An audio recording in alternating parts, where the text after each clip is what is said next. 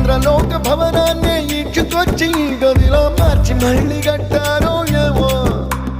మాయజాలము తెలుసు మంత్రగారడి తెలుసు రెంటి కన్న ఇది ఇంకోటేమో నీలాకాశం నేలాకొస్తే ఇట్టాగే ఉంటాదో ఏమో ఈ సంతోషం